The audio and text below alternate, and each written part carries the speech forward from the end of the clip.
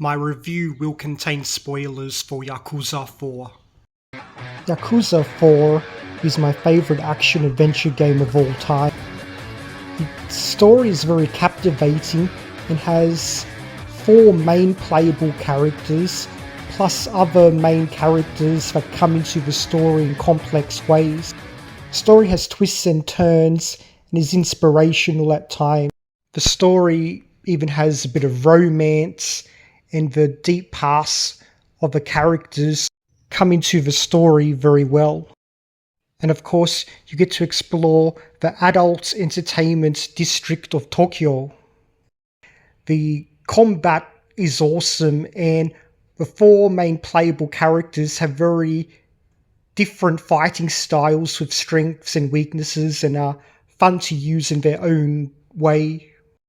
Of course, Kiryu is the most all-round fighter. Akiyama is a specialist at using kicks. Seijima uses brute strength. And Tanimura has a very technical fighting style, which I found the most fun to use out of the 4 playable characters.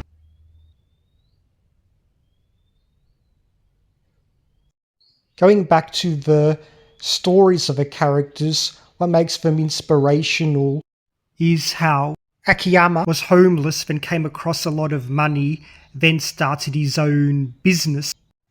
Seijima spent 2 decades in prison for a crime he didn't commit, trying to protect someone. Tanimura is a cop who needs to be corrupt to take out bad guys, and he's half Thai.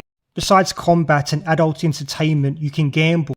You can go bowling and go for a hit in the batting cages. You can also visit convenience stores and buy food items as if you were in Japan, and the food items are used to heal. The adult entertainment places are fun. I'm someone who's lived in Bangkok. I won't beat around the bush, no pun intended, but you can have fun with a pretty lady. This table tennis mini game, you stare at the pretty lady's breasts and then you charge up a meter so you can go for a power shot, no pun intended, and then you unleash a power shot, you shoot your ball at her breasts, which are coming out of the kimono. I like how Japan and Asian countries have their own ways of doing things and aren't so politically correct and censored like in the West.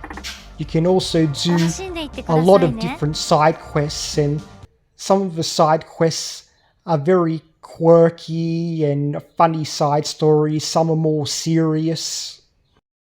One of my favourite side quests in the game is when you're trying to help catch an underwear thief. But going back to the hostess clubs, the women who work in them have personalities and different ways you can try to win them over. The hostess clubs were removed from the Western version of Yakuza 3 because there were concerns the Western audience would misunderstand what they are about. At the hostess clubs, the job of the women there is to entertain and to make conversation. That's not to say that naughty things don't happen behind the scenes, but it's up to the woman. Much of the time, she just wants to talk with the men and entertain them as her job. It's often businessmen or men who have money go to these places because you have to buy expensive drinks and you get to be entertained by a pretty lady. In this game, you can take them out on a date if you win them over. But yeah, Yakuza 4 made it feel like I was visiting Tokyo, and people who have been to Tokyo say that the Yakuza games make them feel like they are back there again. And I'm not gonna lie, Yakuza 4 makes me miss visiting Bangkok, but anyways, great characters, captivating story that's emotional at times, lots of fun things to do and fun places to visit. In Tokyo, this is my favourite action-adventure game of all time.